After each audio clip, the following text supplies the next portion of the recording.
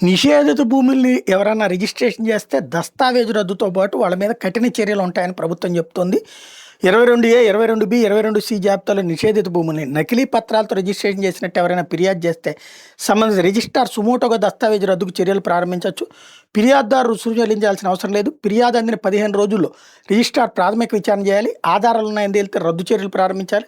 ఆధారాలు లేవంటే ఫిర్యాదును తిరస్కరించాలి. అందుకు కారణాలు ఫారం 3లో నిర్వహించే రిజిస్టర్లో నమోదు చేయాలి.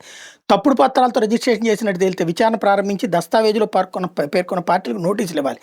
దస్తావేజు నిబంధనలకు విరుద్ధంగా రిజిస్టర్ అయిందని తేలితే రాతపూర్వకంగా నమోదు చేసి రద్దు ప్రక్రియ కొనసాగించాలి.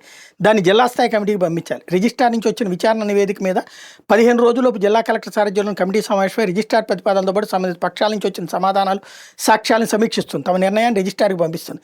కమిటీ నిర్ణయం అందిన 7 రోజుల్లో రిజిస్ట్రార్ తుది ఉత్తర్వులు జారీ చేయాలి. దస్తావేజు రద్దు తిరస్కరణకు సంబంధించిన నిర్ణయాన్ని అన్ని పక్షాలకు పంపాలి. నిబంధనలకు విరుద్ధంగా రిజిస్ట్రేషన్ జరిగినట్టు గుర్తిస్తే ఇన్స్పెక్టర్ జనరల్ నేరుగా చర్యలు తీసుకోవచ్చు.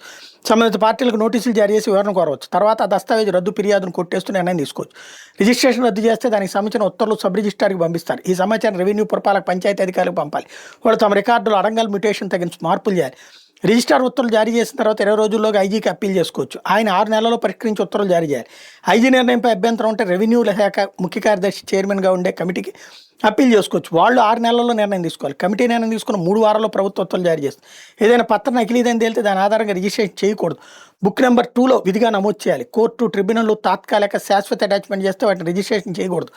గతంలో రిజిస్టర్ అయిన అమ్మకపు దస్తావేజు రద్దు చేయాలంటే క్రయ విక్రయాలు విధిగా విక్రయదారులు విధిగా సంతకాలు చేయాలి. పార్టీల మధ్య పరస్పర అంగీకారం తెలిపే డిక్లరేషన్ ఉండాలి. లేదా సివిల్ కోర్టు, హైకోర్టు లేదా కేంద్ర రాష్ట్రాలు జారీ చేసిన అధికారిక ఉత్తర్వులు ఉండాలి.